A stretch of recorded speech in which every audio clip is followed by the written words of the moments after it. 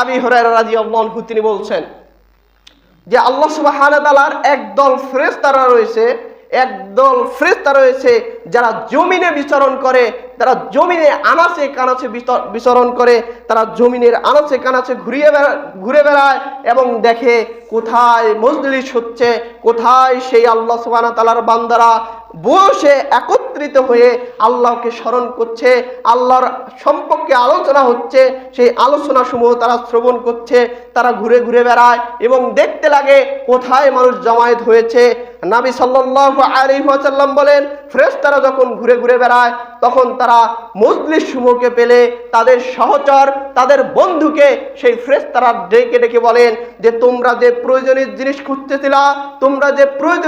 খুঁজতেছিলা তাই এই তো পেয়ে গেছি। আমরা তো জিকিরকারীদেরকে খুঁজতাম, এই দেখো না কোমরগঞ্জ বাজারে কতিপয় বান্দা হাজারো ব্যস্ততাকে উপেক্ষা করে দিন সমূহের সর্বশ্রেষ্ঠ দিনে মসজিদে এসেছে ইমাম সাহেবের কথা শোনার জন্য। আর ইমাম সাহেবের কথা কেন, আল্লাহ এবং তার নবী সাল্লাল্লাহু আলাইহি সাল্লামের কথা শোনার জন্য আছে।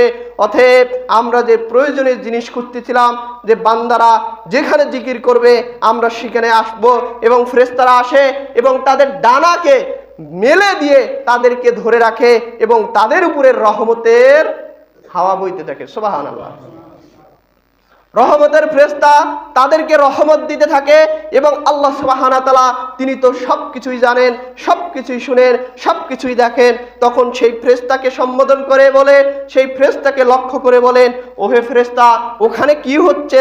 ওখানে আমার বান্দারা জটলা ধরে বসে আছে কেন? ওখানে আমার বান্দারা কি করছেন? অথচ আল্লাহ সুবহানাহু ওয়া তাআলা সবকিছুই জানেন। তিনি এত খুশি হন, এত খুশির কারণে তিনি ফেরেশতাদের কাছ থেকে শুনতে চায় যে আল্লাহ স্বয়ং শুনতে যায় ফেরেশতারা এখানে আমার বান্দারা কি করে। অথচ আল্লাহর এই কথার প্রত্যুত্তরে ফেরেশতারা বলে, ওহে আল্লাহ, হে আমাদের রব, হে আমাদের পরওয়ারদিগার, এখানে আপনার কতিপয় বান্দারা বসে জিকির করছে, বসে তাসবিহ তাহলিল করছে। তখন ফেরেশতাদেরকে বলা হয় তারা কি জন্য তাসবিহ তাহলিল করছেন, কি জন্য জিকির করছে? তখন ফেরেশতারা বলে যে আপনার সন্তুষ্টের জন্য, আপনাকে রাজি খুশির জন্য, আপনাকে খুশি করার জন্য। তখন আল্লাহ সুবহানাহু ওয়া তাআলা বলে তারা কি আমাকে দেখেছে? তখন ফেরেশতা বলে আল্লাহি, আপনাকে তারা দেখে নাই। তখন ফেরেশতাদের উত্তরে বলে তারা আমার কাছে কি চাচ্ছে? তখন ফেরেশতাদেরকে আল্লাহ সুবহানাহু ওয়া তাআলা বলেন যে তারা আপনার কাছে কি চাচ্ছে? তখন ফেরেশতাদের এই কথার উত্তরে তখন আল্লাহ সুবহানাহু ওয়া তাআলা বলেন যে আপনার কাছে ক্ষমা চাচ্ছে। তখন আল্লাহ সুবহানাহু ওয়া তাআলা বলছেন যে আমি তাদেরকে ক্ষমা করে দেব। সুবহানাল্লাহ।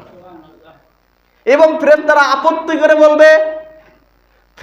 আপত্তি করে বলবে যে এখানে যে আপনাকে স্মরণ করা হচ্ছে, এখানে কেউ আপনাকে জিকির করা হচ্ছে, আপনার নামে তাসবিহ তাহলিল করা হচ্ছে, আপনার কোরআন সুন্নাহর আলোচনা করা হচ্ছে।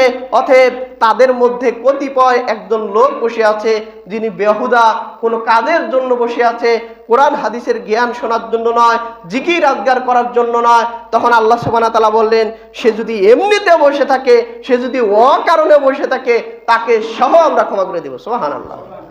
তাহলে এমন একটি জায়গায় আপনি আমি বসে আছি, এই জায়গার কত মর্যাদা, এই জায়গার কত উচ্চতা, দামি, তা আপনাকে আমি কি দিয়ে বোঝাই? এখানে যদি অপ্রয়োজনেও আপনি বসে থাকেন তবুও আপনি ক্ষমা পাবেনই। এটা কার কথা? আল্লাহ সুবহানাহু ওয়া তাআলার কথা।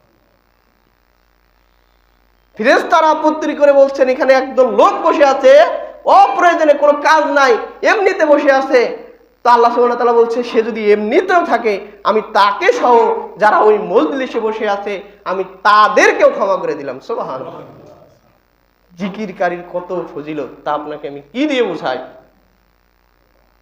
তাহলে আমাদেরকে বুঝতে হবে যে আল্লাহ সুবহানাহু ওয়া তাআলার জিকিরের পাওয়ার কত, জিকিরের ওজন কত, জিকিরের ভারত্ব কত, তা যদি আমরা বুঝতাম, চলতে ফিরতে আল্লাহ সুবহানাহু ওয়া তাআলার জিকির করতাম।